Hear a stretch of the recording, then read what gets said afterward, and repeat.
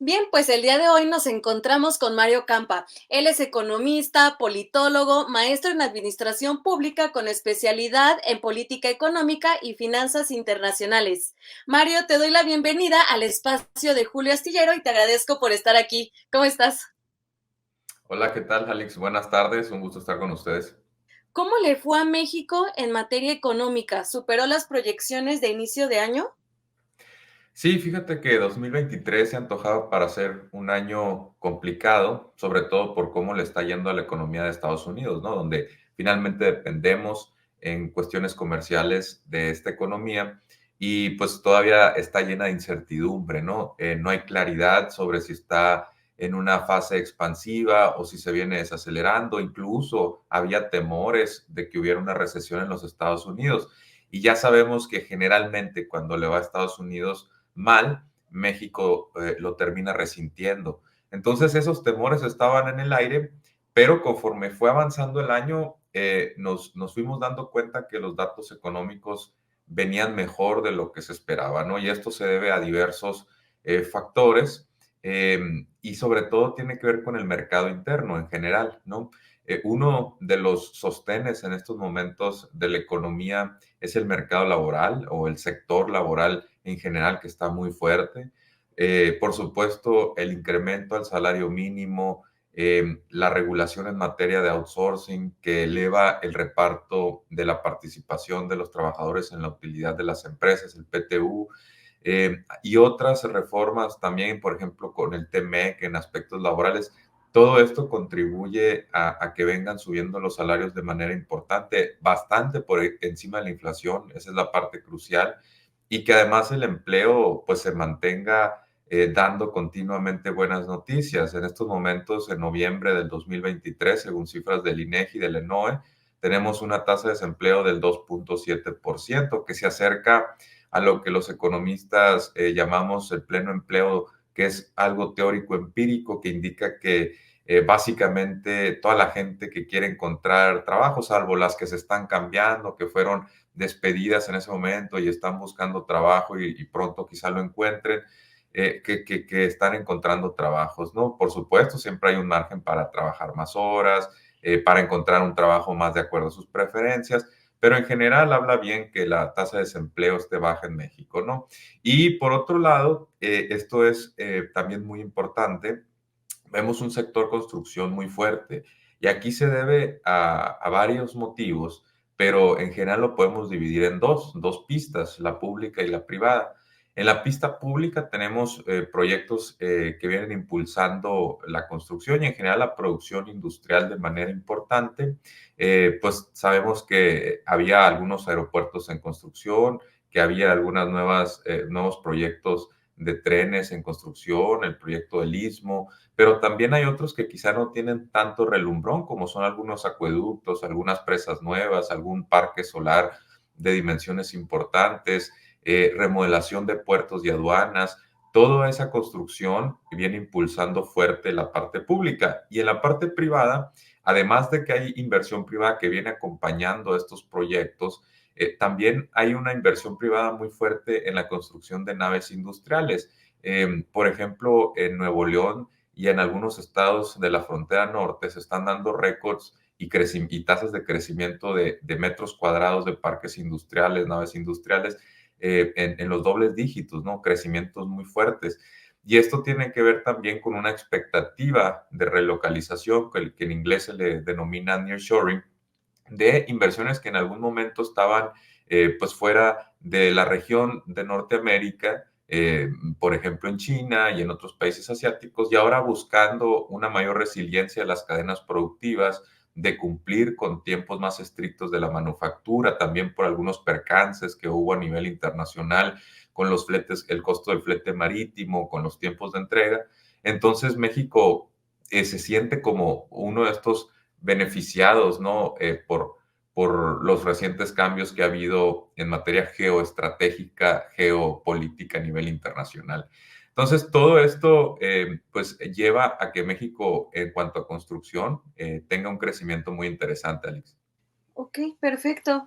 Mario, ¿cuál es la proyección para 2024 en materia económica? Bueno, en materia económica para el 2024 hay diversos estimados, tanto de los organismos multilaterales, del mismo Banco de México, por supuesto de Hacienda, de los economistas del sector privado. Pero en estos momentos hay un consenso también en que se vienen revisando las expectativas hacia el 2024, así como en algún momento para 2023 se fueron revisando continuamente al alza. Ahora para 2024 estamos viendo un fenómeno similar. Por supuesto, se espera que buena parte del dinamismo que se acumuló a lo largo del 2023 todavía se extienda hacia 2024. Hay algunos factores positivos. Por ejemplo, a lo largo del 2023 vimos varios anuncios de llegada de inversión extranjera directa. México fue el cuarto receptor de YED más importante a nivel mundial. Y esa inversión pues irá llegando conforme vaya avanzando el año. Por otra parte, también el presupuesto de la Federación para el 2024 contempla pues una expansión de la inversión pública. Eso también puede ser un detonante de crecimiento. Y hemos visto un consumo privado fuerte a partir de lo que comentaba anteriormente, de un mercado laboral sólido y un incremento salarial en términos reales positivo. Pues esto está brindando confianza del consumidor y empresarial alta. Es lo que estamos viendo en los indicadores de INEGI para estándares históricos mexicanos. Es una confianza alta tanto del consumidor como del empresario, y todo este ambiente pues ha creado unas cifras interesantes también de crecimiento del consumo privado por encima del 5%, que para estándares mexicanos también resulta elevado. Entonces tenemos algunos riesgos, digamos, favorables, pero hay otros que por supuesto van a estar ahí a lo largo del 2024. Nombro dos o tres. Uno de ellos tiene que ver con Estados Unidos. Permanece esa incertidumbre. Hay algunas variables que empiezan a recuperarse en los Estados Unidos y es positivo que no haya entrado en recesión cuando se esperaba que sí lo hiciera. Pero finalmente pues tampoco podemos echar las campanas al vuelo, además que tenemos riesgo electoral hacia noviembre del 2024 en Estados Unidos.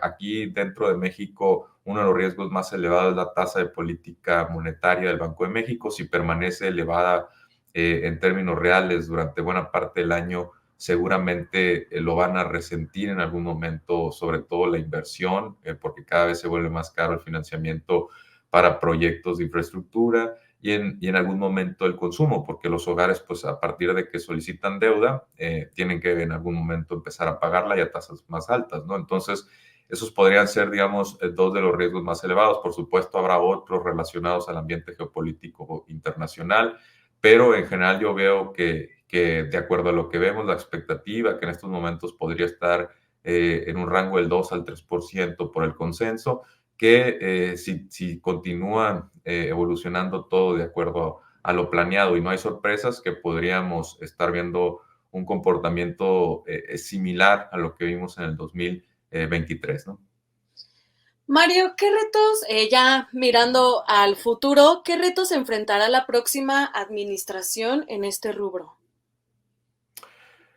Bueno, la próxima administración tiene algunos retos. Uno es garantizar sobre todo la continuidad de lo que funcionó bien a lo largo de este sexenio. Por ejemplo, dar continuidad a los proyectos de infraestructura, no únicamente aquellos que pudieran necesitar un último empujón para que se complemente, para que lleguen a fin, perdón, pero también aquellos que ya incluso están echados a andar para que alcancen su máxima capacidad, ¿no? Por ejemplo, en la cuestión de los aeropuertos que lleguen a un uso del 100%, ¿no? O en el caso de los trenes, lo mismo. Esta parte, pues dar continuidad a lo que ha funcionado bien. Otras cosas que han funcionado bien, por ejemplo, es la política salarial, dar esa continuidad. Eh, Garantizar la autonomía del Banco de México, esa parte es muy clara, ¿no? Otros riesgos que se tienen que considerar son las cuestiones que tienen que ver, por ejemplo, con garantizar que las finanzas públicas permanezcan sanas a lo largo de los siguientes años. Siempre es un motivo de atención el garantizar que las pensiones en particular, o en el caso de Pemex, por ejemplo, que sigan operando pues de manera regular y en ese sentido, pues continuar esfuerzos de recaudación si no se quiere optar por una reforma fiscal de un solo momento, al menos sí durante los 6 años ir haciendo pequeños, grandes esfuerzos de incrementar la recaudación, sobre todo de manera progresiva, y progresiva no quiere decir paulatina, sino que grave con tasas más altas a los que más tienen, ¿no? A los que más pueden aportar, que contribuyan más. Eso sería uno de los retos. Otro de las áreas de oportunidad que yo veo para el siguiente sexenio es, ahora que ya hay algunas de estas obras de infraestructura construidas ya, quizá haya que buscar hacia otros lados para garantizar pues proyectos de inversión, siempre procurando que haya un equilibrio regional como se buscó en este gobierno, por ejemplo, con el impulso al sureste mexicano, y ahí hay varios candidatos. Uno es, por ejemplo, continuar con los trenes, pero ya en otras vías, ¿no? Se hablaba, por ejemplo, de, bueno, el tren México-Querétaro es uno, pero algunos ramales o extensiones de ese tren, y así para otras partes de la República. Otro proyecto interesante eh, pudiera ser reactivar el mercado de la vivienda en México por diversas razones que tienen que ver con el que se cruzó la pandemia y se suspendieron, por ejemplo, las obras residenciales durante algunos meses, que en estos momentos hay tasas de interés que no son las más propicias para sacar una hipoteca, que tradicionalmente México ha batallado, por ejemplo, con aquellos que no tienen un empleo formal para solicitar un crédito de vivienda. Por diversos motivos, también en algún momento una mala planeación, que se construyeron casas en zonas muy retiradas de los centros de trabajo, casas particularmente del Infonavit, todo eso y que no se ha impulsado, por ejemplo, un mercado real de arrendamiento, ¿no? Planeado, controlado, etcétera. Todo eso pudiera, digamos, darse un giro de tuerca para en el siguiente sexenio dar un buen impulso a la vivienda en todo el país, en particular en aquellas zonas más rezagadas, ¿no? Esos son tan solo dos áreas de oportunidad, pero habrá otras, ¿no? Por ejemplo, el caso de impulsar distintas fuentes de energía, pero en particular las limpias, ¿no? Con mucho énfasis en las limpias. También en buena parte del país sigue habiendo problemas de agua, entonces garantizar el suministro de agua con obra de infraestructura. Esos son algunos de los retos que sin duda va a tener el siguiente presidente o la siguiente presidenta, pero yo creo que en general se deja una situación favorable donde van a seguir llegando inversiones extranjeras, donde la inversión nacional tiene una confianza alta, donde hay un sector laboral fuerte, sólido, hay un consumo privado que viene creciendo incluso y unas finanzas públicas en este momento sanas y una deuda totalmente controlada, ¿no? Eso sería lo que deja la herencia, digamos, de esta administración en temas económicos. Mario Campa, politólogo y economista, antes de darte las gracias por haber estado aquí y también para preguntarte por tus redes sociales, ¿qué consejo le darías a nuestra audiencia? Que pues bueno, vamos a empezar un nuevo año, pero para que lo inicien con el pie derecho. Bueno, en términos, digamos, microeconómicos, ¿no? Que se suele centrar más en el individuo, en la familia, etcétera, más que en cuentas nacionales, que eso sería parte de la macroeconomía. Pues, sobre todo en estos comienzos del año, lo más importante, pues, es, eh, digamos, garantizar o el empleo, ¿no? Esa parte siempre es importante, tener una fuente de ingresos siempre va a ser, pues, una manera de tener estabilidad. Y por supuesto, cuando hay un ambiente donde puede haber tasas históricamente un poquito altas, un ambiente inflacionario también, pues cuidar un poquito, por supuesto, lo que tiene que ver con el gasto, pero sobre todo con lo que tiene que ver con la deuda, ¿no? El uso de tarjetas de crédito, por ejemplo, si hay tasas de interés elevadas, pues hay que tratar de limitarlo para que los intereses no se salgan de control, ¿no? Pero eso sería ya desde el punto de vista individual. Por supuesto, cualquier analista financiero o cualquier economista sabe que las circunstancias individuales varían, ¿no? Y no es lo mismo darle un consejo a una persona que está, digamos, egresando de la universidad, a alguien que está por casarse o tener un hijo, a alguien que está por retirarse, ¿no?